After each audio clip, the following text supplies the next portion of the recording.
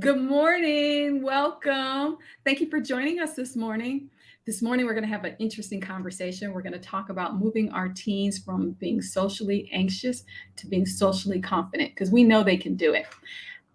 But before we start, I'm going to give you my usual reminder. If you're watching us 10:30 a.m. Eastern Time on Tuesday, then you are watching us live. Thank you for being here. You may put comments or questions in the comment section, and our guest Kyle will address them live on air for you.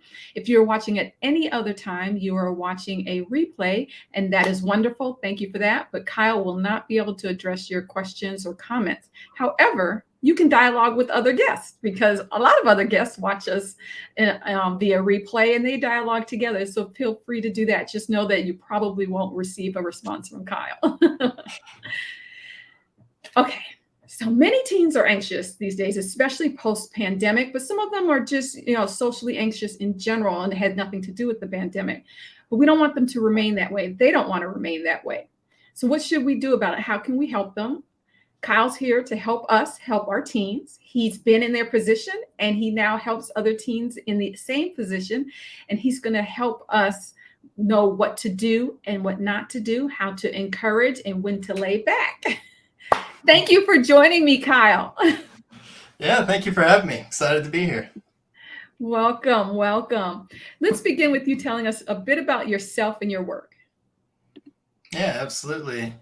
So I started doing this about 5 years ago, I believe. And basically, I got in the space of wanting to help people with their mental health and specifically social anxiety, because that's what I struggled with so much with. And I'll probably get into that a little bit later. But especially during my high school years, when I was a teenager, I'm 29 years old now. And I've told Kamira this before, I'm just being the person that I wish I had when I was in high school.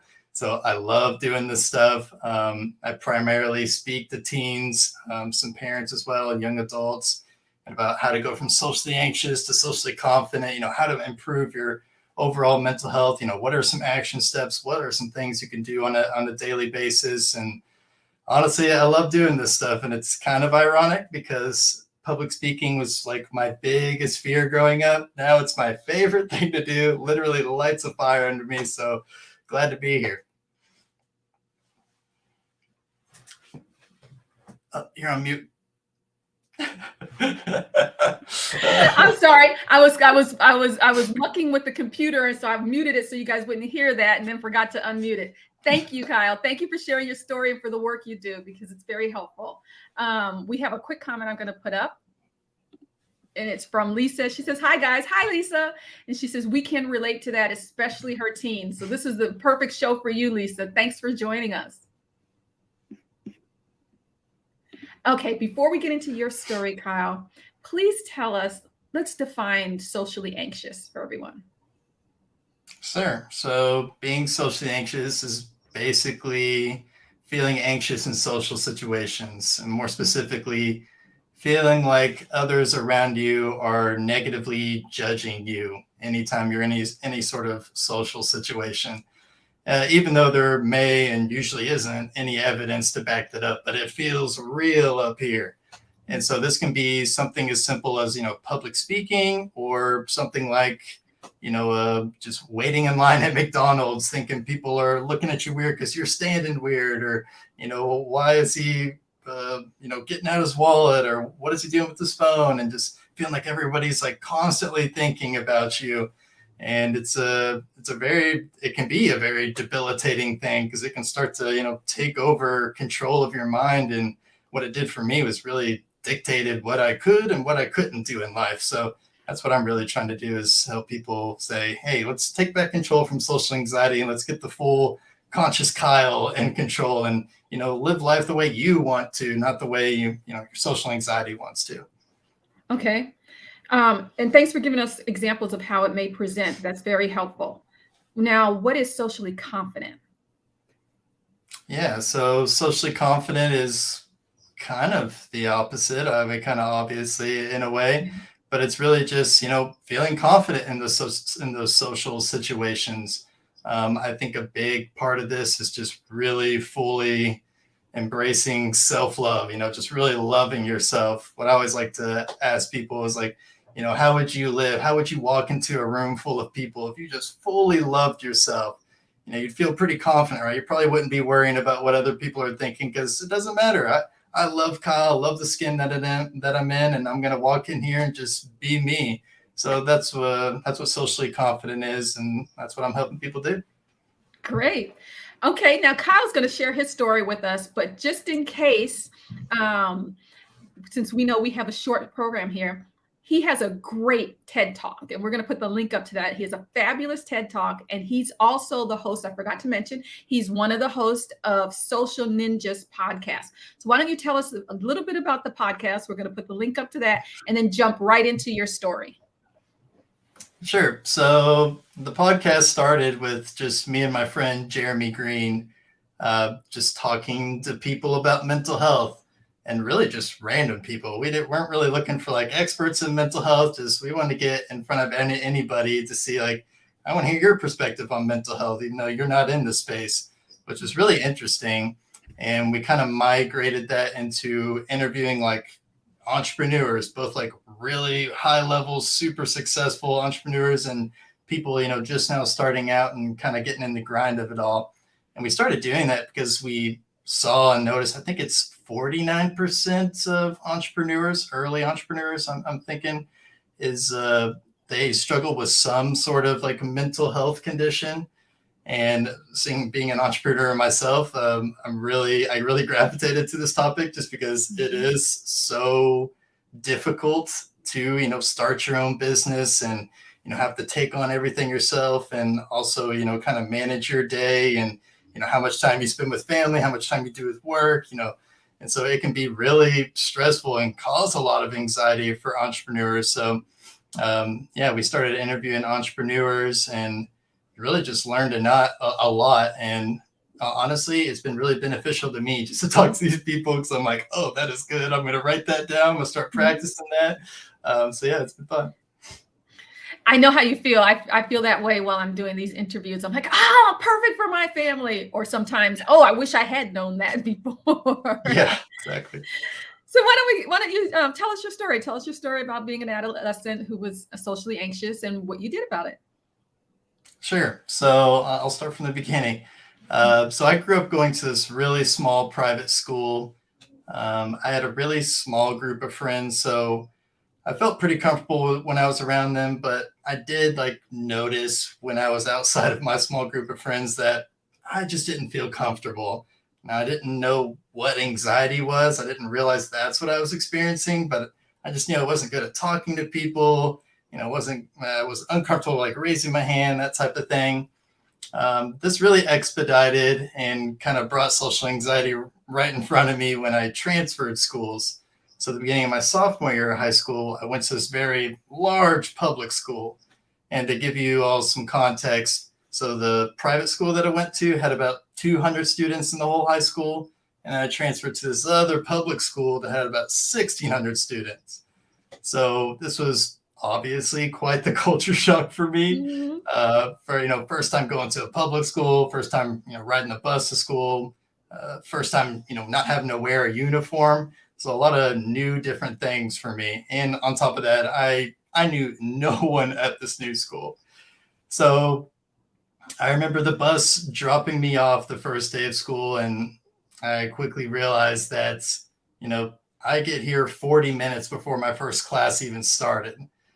Now, I didn't know what to do for 40 minutes.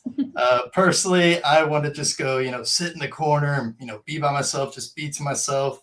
I would have been okay with that. But because of social anxiety, I feared people would just be negatively judging me, wondering who's that weirdo over there with no friends, or what is he doing sitting over there in the corner? And I didn't want that to happen. So I had to quickly come up with a plan, and I did very quickly, which was to just start walking the halls in circles every morning. And I literally walked the halls for 40 minutes every single morning. And I did that because I wanted to just blend in with everybody. And since there were so many people in the school, it was very easy for me to just blend in with the crowd and I wouldn't have any real attention on me. So this works, really well for a while until one day, I got on the bus to head home from school and somebody called me out in front of everybody and said, "Why do you walk the halls in circles every morning?" Yeah. And I remember having this feeling that I think we've all experienced at least once, where it just feels like your heart just drops down into your stomach Mhm. and you just feel kind of sick. And I just felt so humiliated and embarrassed. And I knew the next day at school I couldn't walk the halls anymore because I felt like everybody knew my plan now. So from that day forward, I would just go into the bathroom, I would sit in the stall, and I would sit there and I would just cry to myself. And I'd have all these like racing thoughts about myself kind of rushing through my head, like, "Kyle, why can't you do this? Why can't you make friends like other people? Why can't you talk to other people? Why aren't you normal like everybody else?" And I think that's a big one to hit is I didn't feel normal, even though there was tons of people at that school with me who were probably feeling the same way I did, but I had no idea. And so a lot of the reason why I do what I do is just to bring awareness out to people that are feeling like that and say, "Hey, you're not alone." And not only that, here are some action steps that you can take to start to improve and better yourself and not feel like that all the time. And so that's why I created my mission of helping 1 million teens go from socially anxious to socially confident. And I'm starting to, get closer and closer towards that goal with, everybody that I get to speak to. And it's been really cool. It's been really cool to hear from the teens and hearing their success stories and all the messages that people send me.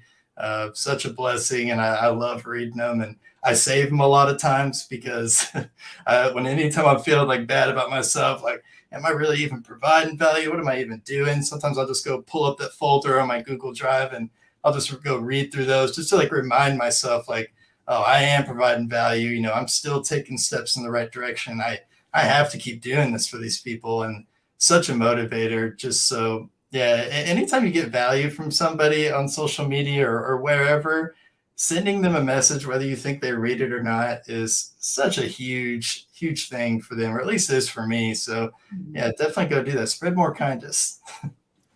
So you said something that I think is very important to point out. You talked twice. You mentioned having the racing thoughts, right? That people Mm, are judging you, and other racing thoughts. Some of them are self induced, but that I think is key for people to understand the difference between social anxiety and being an introvert. Introverts aren't keeping themselves separate or quiet or taking time out because they're having racing thoughts. They just need to be quiet.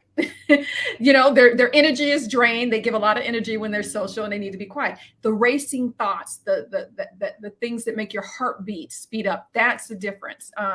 We have a couple of comments. One is Lisa shared a couple things, and I wanted to put this one up. She says social anxiety is seen as a disorder here in the UK. And if you are joining us from the UK today, thank you. We appreciate that. And it is here also. We have some information about that up in the comment section. She also talks about her daughter is 15 and is going through this now. So we hope that this helps her. Please feel free to jump in, Kyle, because they really want to hear from you and not me. And I have two more. Lisa tells us that she used to walk around school continuously lost while other people were in their class, where she had no idea where she should be, as I was just too socially anxious and no one noticed it apart from the other kids who would pick on me. I really don't want my daughter to experience her education environment like that. mm. Yeah, obviously I can relate to that. Yeah.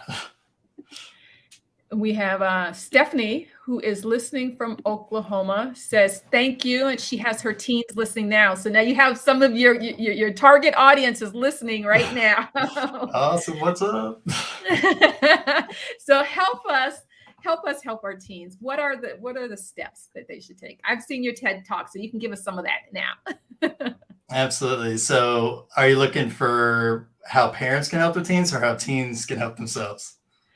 Let's do a little bit of each. Let's start with, Okay. because we know we have teens on. So let's start with how Sure. parents can help their teens. And then we'll do a little bit of what teens can do for themselves, because parents can relay that information to them if their teens aren't watching. And your Yeah, teens can watch on replay. Remember that. yeah, send it to them.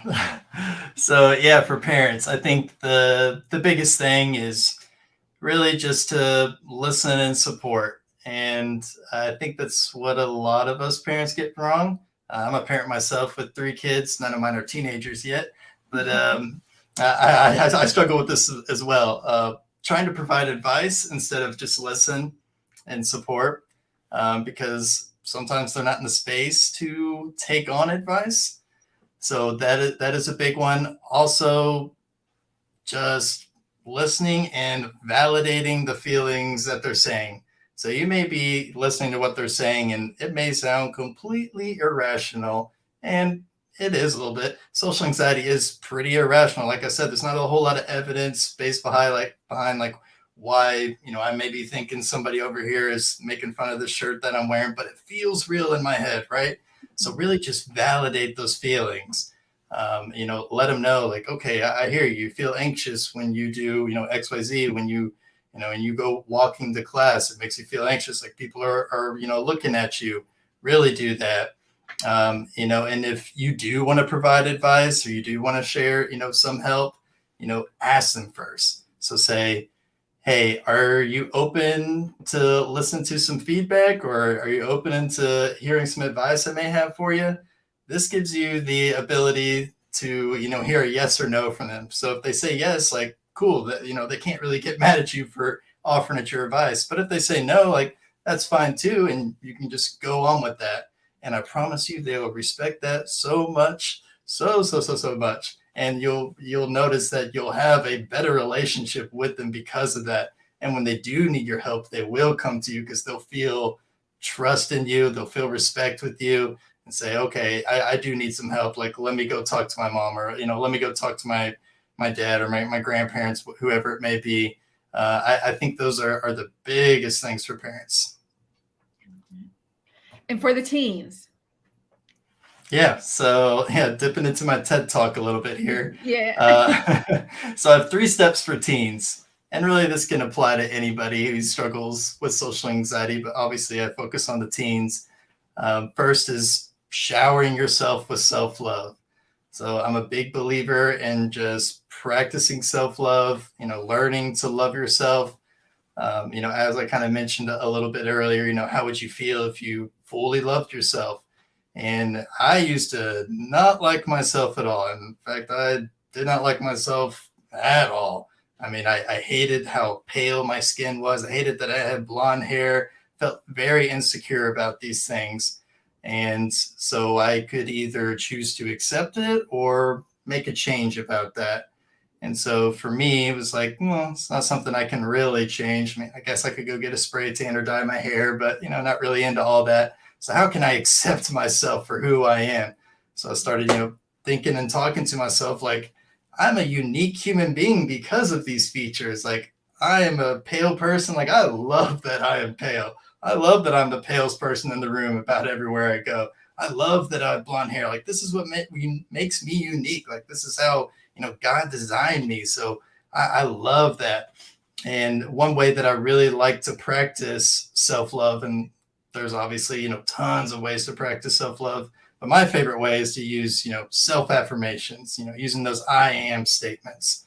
So what I'll do is in the morning, before everybody's awake, I'll go downstairs into my bathroom and I'll have my speaker and I'll play some music. So I play some music that tries to like get me kind of like emotionally invested and kind of hyped up and get me jumping around type of thing. So I'll usually listen to some movie sound scores, or like some like songs that you might hear in like the background of battle scenes, that type of thing. And the reason that I do that is because I can say affirmations in the mirror and say, I am confident, I am amazing, I love myself. But for it to really work, you have to say it like you actually believe it. Mm-hmm. And that can be really hard if you don't like yourself and you don't feel like you're confident. And so what I started doing was I started putting this music into it while I was doing it. which got me more emotionally invested, got me into what I was saying. So instead of, I am confident, it was more like, I am confident. I love myself. Today's going to be the best day of my life. And just like really being able to say it like you actually believe it. And that has been such a game changer. And honestly, one of the few things that I can share with you today that can make that you'll be able to feel like even just a little bit of an immediate difference after doing so. And, if you do that consistently over a week, a month, you'll notice that starting the day like that is amazing. You just feel on top of the world. It gets your mindset or your mind in a better place. And so if you do have any, challenges that come your way, anxiety that comes out of left field, I feel like you're more enabled to handle that. Now, step 2 is to find baby step uncomfortable challenges, which what I'm talking about here is exposure therapy, basically. So if not familiar with what that is, it's basically exposing yourself to situations that make you feel anxious, but doing this on really small steps. So, for example, my first, uncomfortable challenges, I like to call them ever, was when I was in college. And what I started doing was saying, I feel really anxious about, raising my hand in class. And when I was in college, you actually got graded on how much you participated in class, which was a big deal for me because I was taking low scores on that on every class. So I was like, okay, what can I do to kind of expose myself there, but also not take it so far to where it kind of like sends me through a loophole. And so I decided, okay, I'm going to just raise my hand one time in every single class. And then I'm done for the class. So I can just do that. So I remember that first day, I'm sitting there and, I'm kind of like sweating it out and, my legs shaking and, I feel my heart just beating. And I remember towards the end of class, because of course I procrastinated till the very end, but, I raised my hand and I was like, whatever, I answered the question or asked the question. I don't remember, but I actually did it. And I remember feeling so good after that because I literally think that was the first time I ever did that, out of my own will. I wasn't called on. I actually was the one who did that. And so what I started doing was like, I just kept doing this and I stayed consistent with it. And what I noticed after about 4 to 6 weeks was I stopped feeling anxious when I in that situation. So I no longer felt anxious about raising my hand anymore. In fact, I felt pretty confident doing so. Actually, felt that I actually liked doing this. It was fun participating in class because I think a lot of people watching, especially my teens, who struggle with social anxiety, you have a lot of things that you want to say, but you never feel like you can get them out because, other people may think they're stupid or, whatever it may be, or you might have the wrong answer. But to actually be able to do that and participate, felt so good.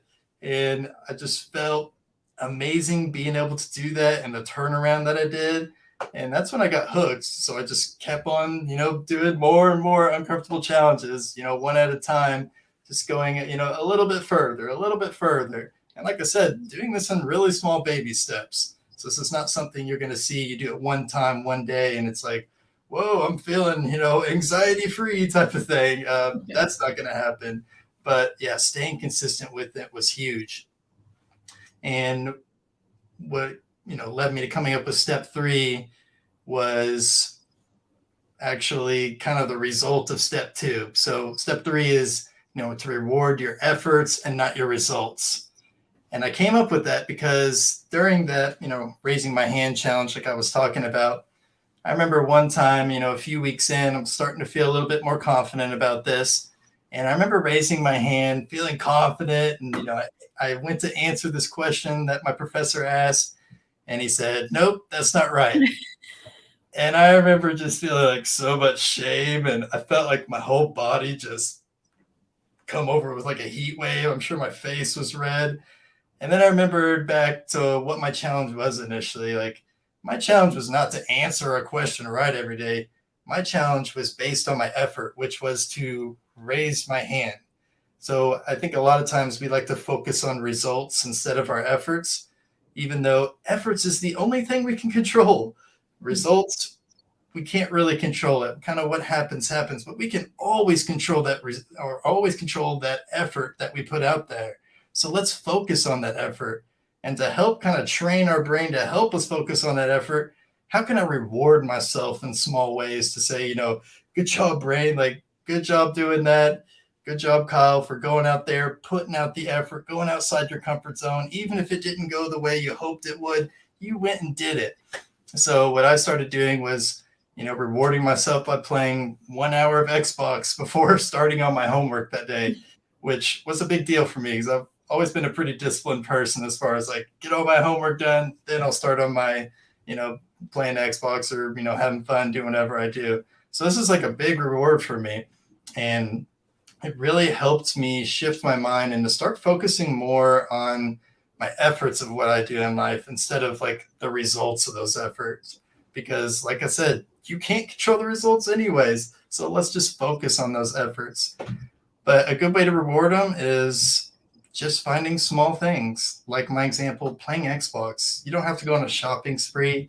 You can go get a fancy, Starbucks coffee, or, maybe take a nap, or, maybe go out to eat for lunch today, and unlike, bring in your lunch or whatever.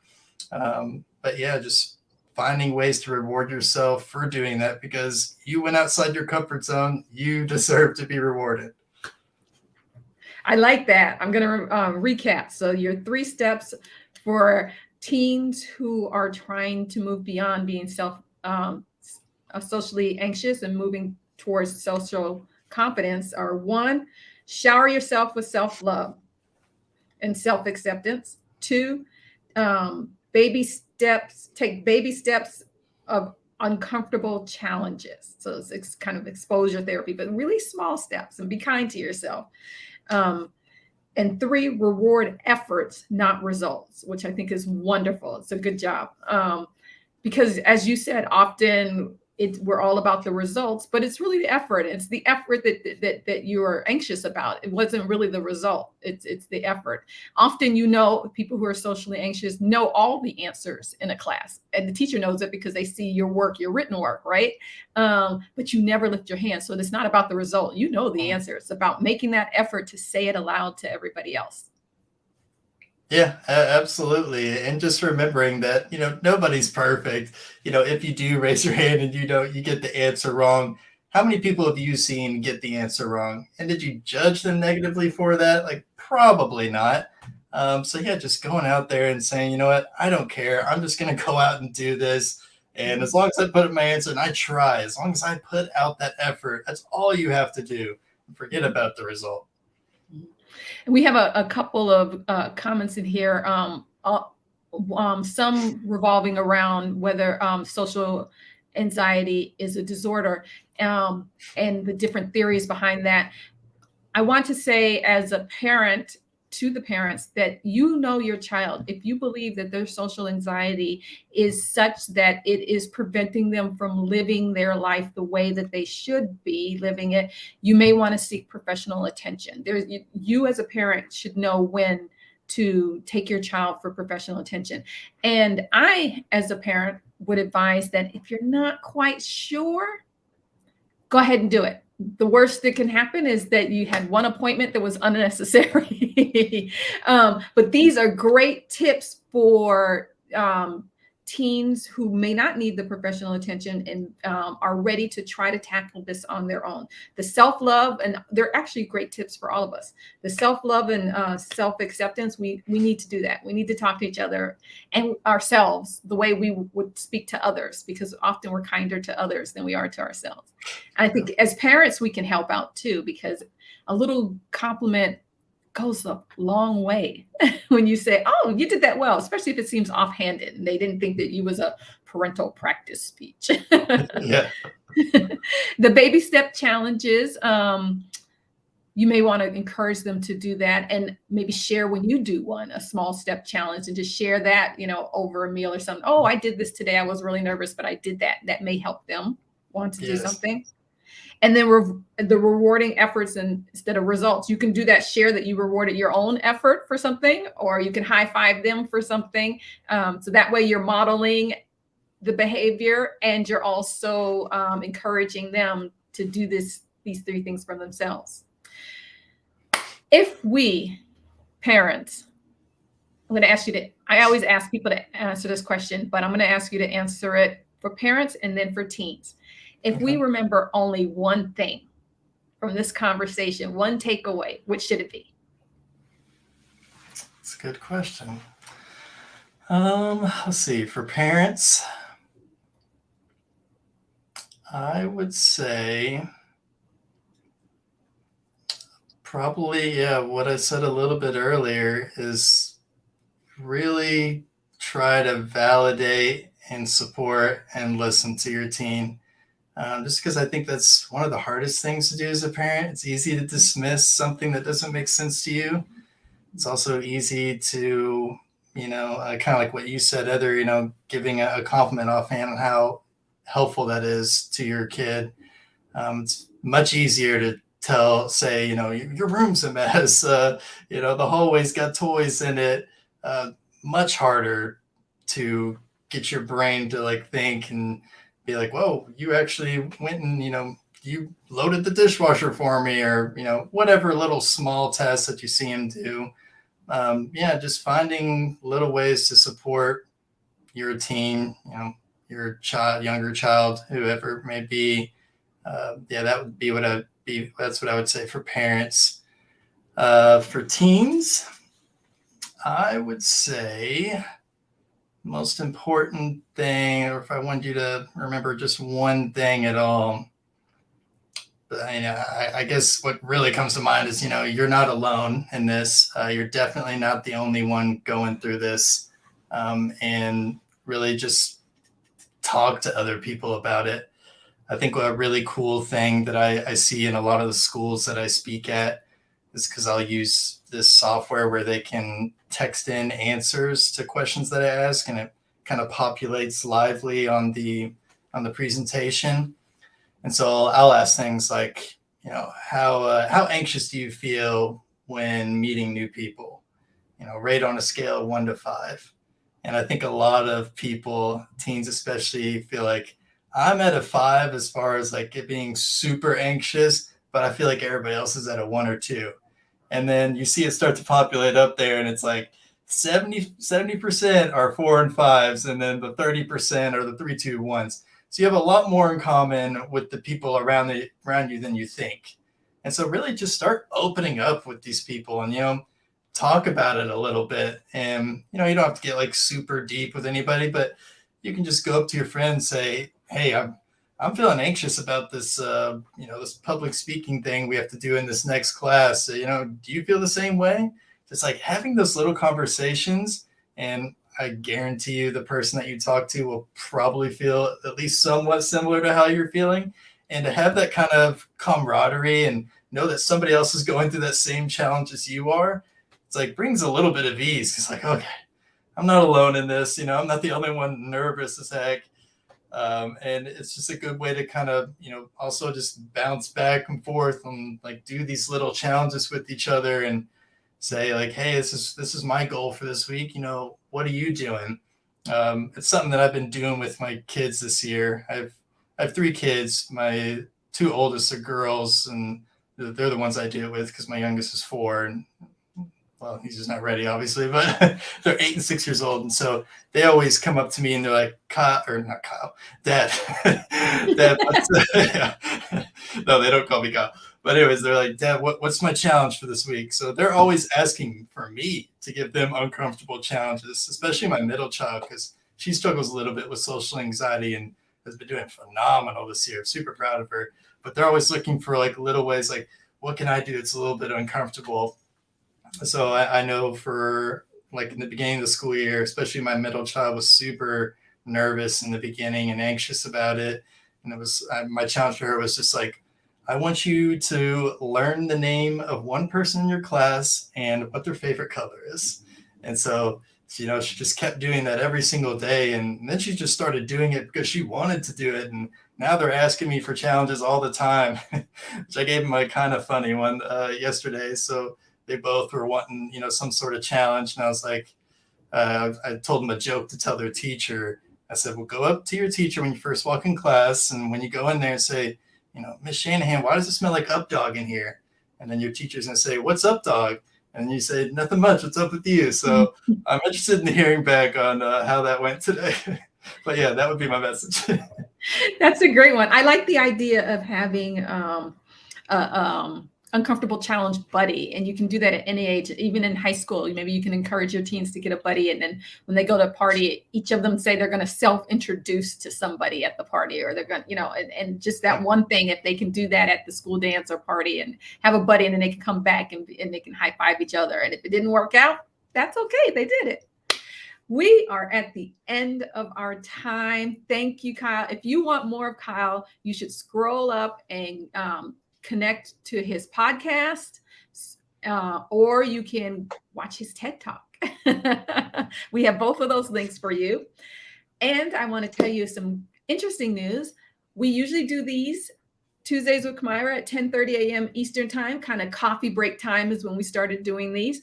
We're going to, starting in October, test doing Eastern time lunches. So we're going to test next week's October 4th. We're going to be talking about dyslexia, because October is Dyslexia Awareness Month, but we're going to do it at 1 p.m. We're going to remind you of that, but we're going to do it 1 p.m. Eastern time as a lunch break rather than a coffee break. And we'll be kind of testing some lunch times out. So if you can be patient with us and let us know if you prefer coffee breaks or lunch breaks, or what you prefer, because we'd love to have as many people join us live as possible so that you can dialogue with guests like Kyle. But before next week's dyslexia conversation, Sue is going to have another conversation for you guys on Thursday with the Inside Scoop with Sue on Thursday. And that will be at 10:30 a.m. Eastern time, because it is still September on Thursday. But next month, she also will switch to a lunchtime conversation. Kyle, thank you for sharing your story and what you've learned, and for reaching out to 1 million teens. I don't know how you're keeping track, but we appreciate all that you're doing. Thank you very much for your time, and thank everybody for watching us. Bye-bye. Thank you.